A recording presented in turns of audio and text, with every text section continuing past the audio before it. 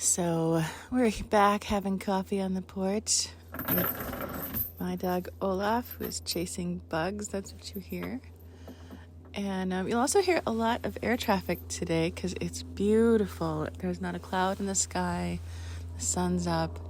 And it reminded me of something I wanted to talk about, of how you know or what to do with some emotions that you might feel watching people do things they love.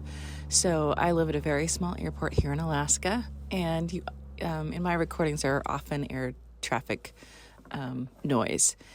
Sometimes helicopters, sometimes otters, 180s, super cubs, things like that.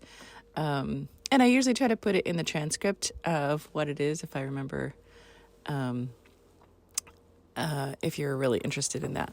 If you love aircraft. And here's one taking off right now. So because it's gorgeous today, everybody is hopping in their planes and going somewhere exploring in this beautiful, still very snowy landscape of Alaska. And one of the cool things about being here is watching people do things that they just love. There is something really joyful and amazing. And these are very small planes. These are not often very expensive planes. We're not talking Learjets by billionaires. Planes in Alaska are a very different situation. And a lot of these are owned by air taxis. So it's people getting to go out, flying. There's a very loud one. And it looks like a 185. So much noise today. But watching people do things they love can be really inspiring I would love to do that. I know the feeling, the joy, the freedom of getting to do things you love. It can also be really confronting if you're trying really hard to either find something you love because you don't know what it is yet, or you're on your way working towards something you love and you're not there yet.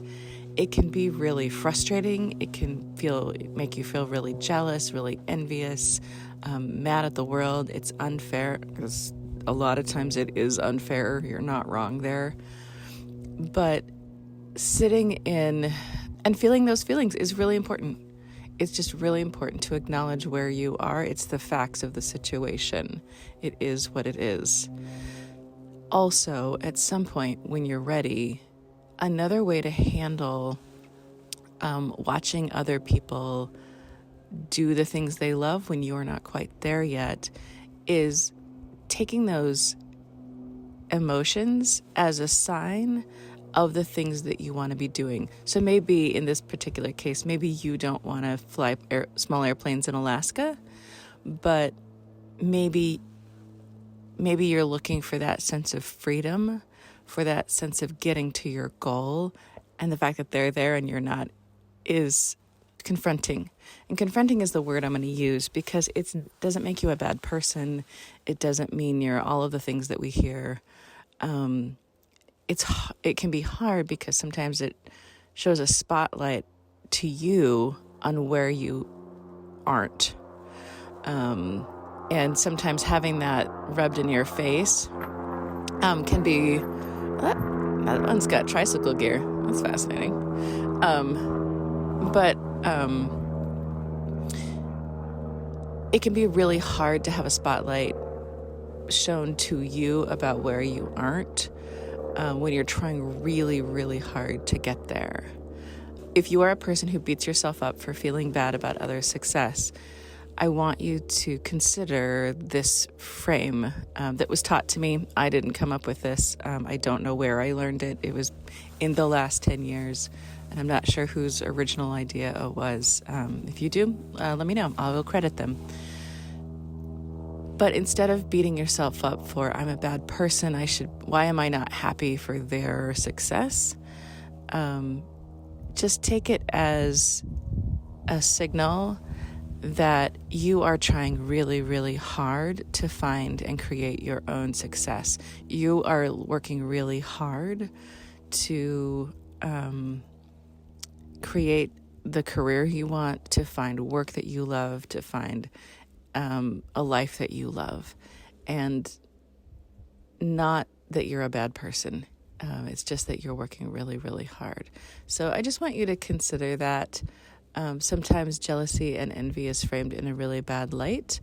And sometimes it can actually tell us exactly what we want.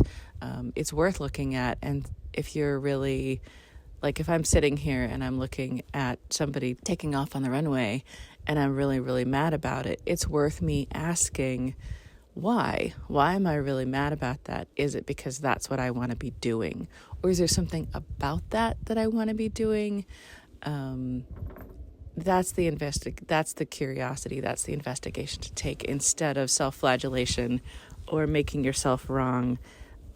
Instead of judging, be really curious about why you're feeling the way you're feeling.